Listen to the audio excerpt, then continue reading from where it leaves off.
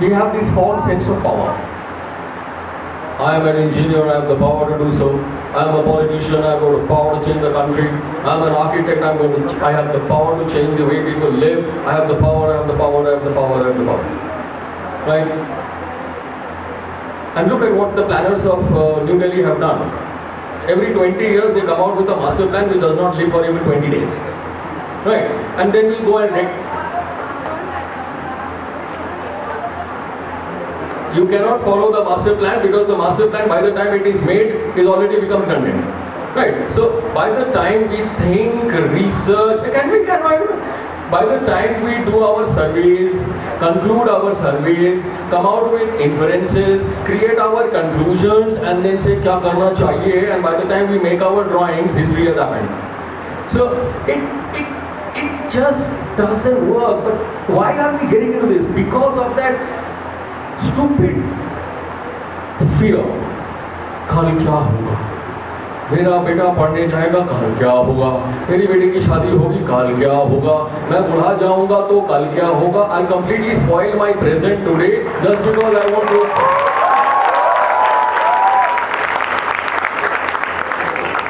The best person who can actually plan for tomorrow is the astrologer or the Vastu guy. So if the Vastu guy comes and orients all our roads and the streets whichever direction he says, so future will be clear. I don't think so. I think that it's high time planners should not be called planners anymore. It's high time the managers should not manage anything for tomorrow. Let's not have any targets. Can we please, for God's sake, start becoming responsible and responsive? If I understand what's happening right now with me, can I consolidate it? Not try to change it. Oh, please, God's sake, don't try to change it. Can I just start looking at it positively? A person who plans, I think, is a person who is having a negative, mindset because he's very scared of tomorrow and usko theek karna hai. But if I am very positive and I believe in tomorrow, all that I will do, I'll live in today and I will see how today is, and can I consolidate it? Can I try and put my little bit to help it not to scatter, but to be able to consolidate it and let my next generation tomorrow come, look at the situation, not let it scatter, just consolidate it. If we keep consolidating on a day-to-day basis, it will be fantastic. Thank you.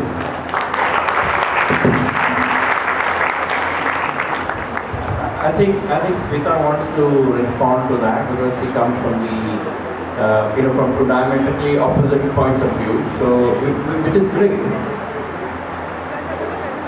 So debate is fine because there are differing points of view. I would say opposing, but there are differing points of view which have to be there in at least some intellectual people. So there, why don't you respond, Smita?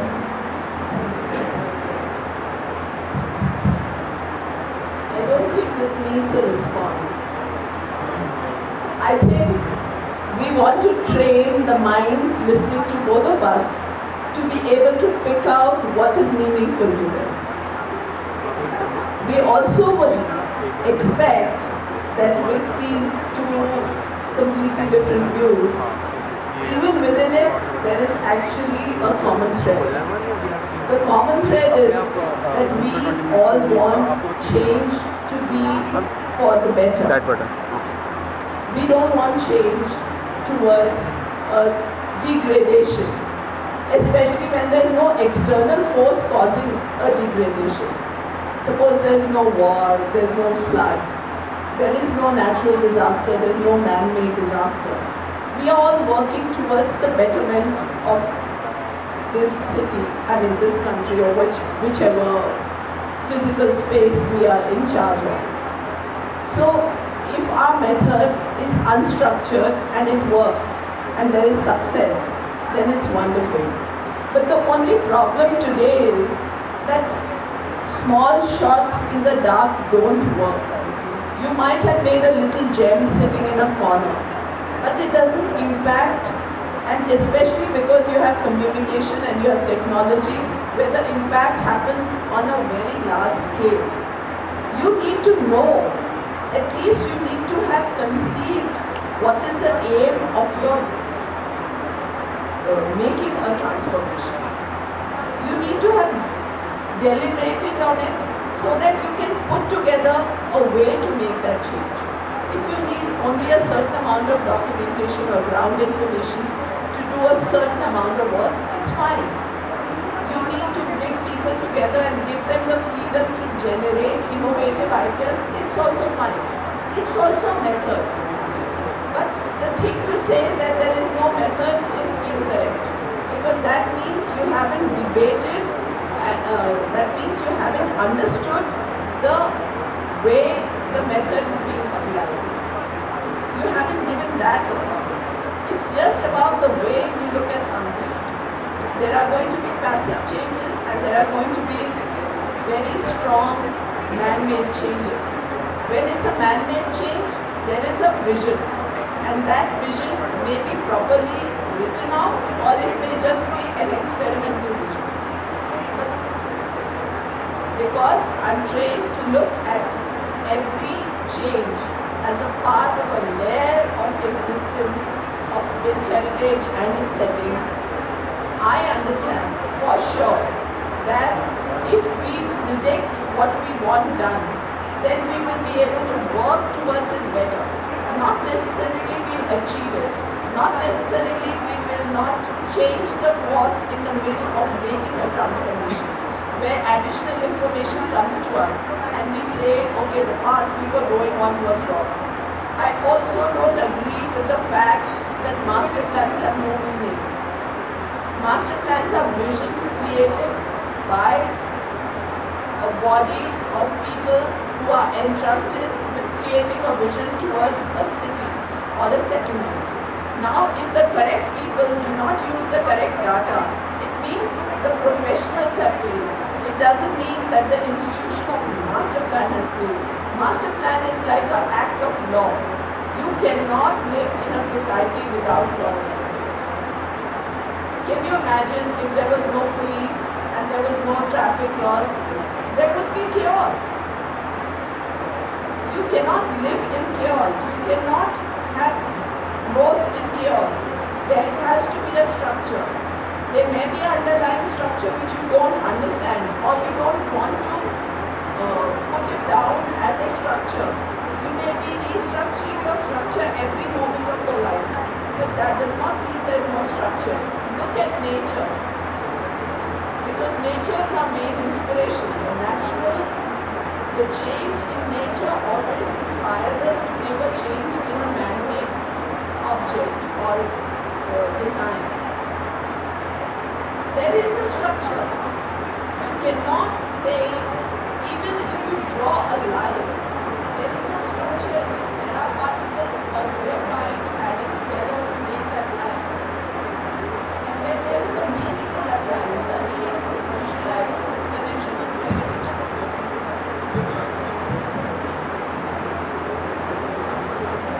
So all I would love you guys to do is to become thinking human beings, to understand how many variables you have to deal with to come to a conclusion which is meaningful. You cannot exist without understanding the context you're working in, and there is a structure in that context. And the only way to understand that structure is to try to put it in parcels which are easy to understand, because the item is so complex. And then of course you will reach a level of excellence where all those elements of structure have become integral in you, which means that structure has become part of your way of thinking. Why do you think different architects have different architectural languages? Because the way they think is different, but it doesn't mean that they don't have a method to think. Okay, thank you, Smita, for that point of view. As I could see it, the 2 points of view may have seemed differing, but I did not see it as differing, because there was one clear point of view. There is one commonality in that in what the panelists said. And the commonality was that one has to exercise extreme caution and extreme awareness as to what we are doing right now and today. And we are presently in this kind of a condition, I think primarily because we have condoned a lot of stuff. We have condoned that let this happen, let that happen. So there are no uprisings of any kind. And therefore we are probably in this kind of condition, which is something which I can ask you guys to comment on. But what I could see is that whether it was Tapan or Archana, they recommended that there should be no planning of sorts, but they recommended that we have to really see what we are doing currently. And whereas Meeta said that there should be a planning and panel is a great idea. She also said what Lord Buddha said about being aware at this point in time. So if you are extremely aware, you probably may not go wrong. And Madhava said something about mobility and about about the disruptive tendencies. Like I said, I'm not an academic, so I was only pointing out that whether one believes in going about it in a planned sort of way, or the idea is not to do anything with predicting the future. I was really responding to your question of saying that how can you preempt transformation? And to my mind, there are certain instances and incidents and ideas that have the characteristics of being disruptors. Now these could be instantaneous things, or these could be people, or it could be communities or whatever, but there is some action that can be characterized as being disruptive. Whether it's good or bad is obviously on the carrying out of the action, but you can understand in the future that, like I'm saying, I think something like a virtual social media platform is a disruptor, because I can see today that over the next 5 or 10 years, it's going to have a very big impact on how we look at cities and actually how we plan and manage cities. Now, it's only been, I guess, 4 years that we've shared this ability, a large-scale ability to produce content on the internet and upload it and have everyone access it. That, I think, is a disruptive thing. Similarly, I think the invention of the steam engine was a disruptive thing in historical fact. I think for India as such, liberalization of the economy in 1994, 1995 was a disruptive thing. I think suddenly it became legitimate to visibly consume. I think until liberalization 1995, 1996, any kind of extravagant levels of consumption was thought of as being something bad. Suddenly after 95-96, the act of consumption has gained far greater legitimacy than was displayed in our country or society for many hundred years prior to that. So all these points in time and actions and instances, I think, are disruptors.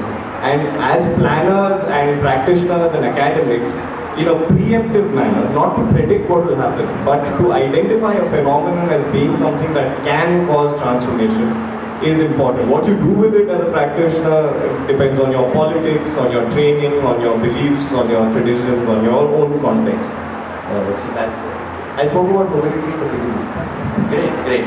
So I'm going to open this up for questioning and question and answer session from the audience. So when Madhav said 95, I suddenly realized that all of you guys are just about born, in that time. So you have been born into an era of change, which is, very, very rapidly going to some place. So let us see what kind of questions that you have for the panelists. Can I see some hands up? Please put your hands up if you want to ask any questions. Hello? Someone from the audience? Please take the mic to the person who wants to ask a question. Hasn't this generated any thinking in your minds, please?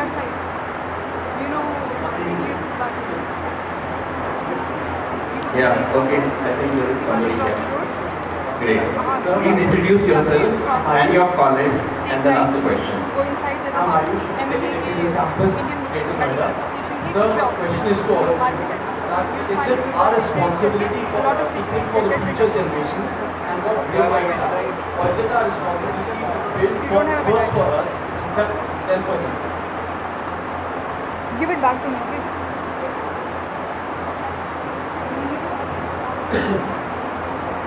Are you asking that question as an architect? Alright.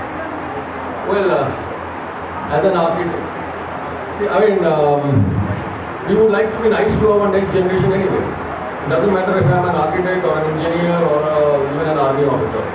So, trying to be nice to our next generation is fine, but the point is that what I always believe that if I am in a happier position, hopefully something happy will come out of it. And therefore, if it rolls into my next generation, they might at least have a starting point of happiness. But if I am going to be more bothered about what my next generation's happiness will be, and in the process sort of burn myself out, it doesn't really help. So if I can be happy, I'm sure things will work. And if I am able to I think we should build for today. I think we should build for today. Our problem in architecture, what has happened is One of you, that in the in your last, group, will you get printouts? if I look at the archaeological remains of any city, I find that only pyramids are alive. But where did the Egyptians live? I mean, those Egyptians who made those pyramids or thought about those pyramids, where did they live?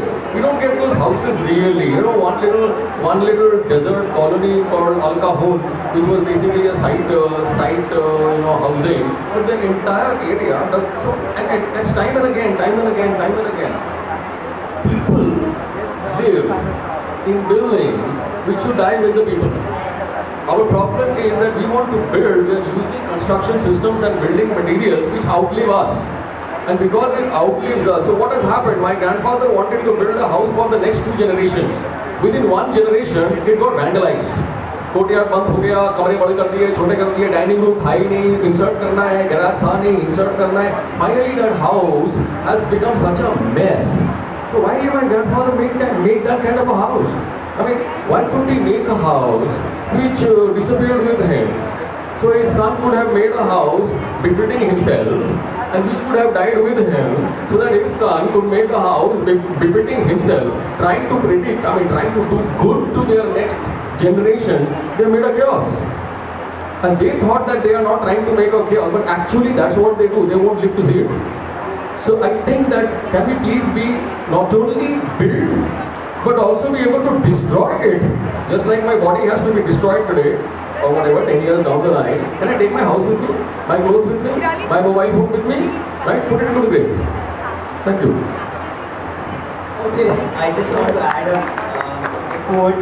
Let's redesign the present for the bright future. Okay. It's something like The structured view on this subject is that you have to look at the transformation you're doing, whether it has a long-term impact or a short-term impact.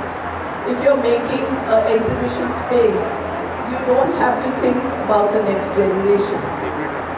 But if you're making a change to a city and you're making a change which is irreversible, which cannot be turned back, then you have the responsibility of keeping a timeline in your mind that your solution will be good for how long.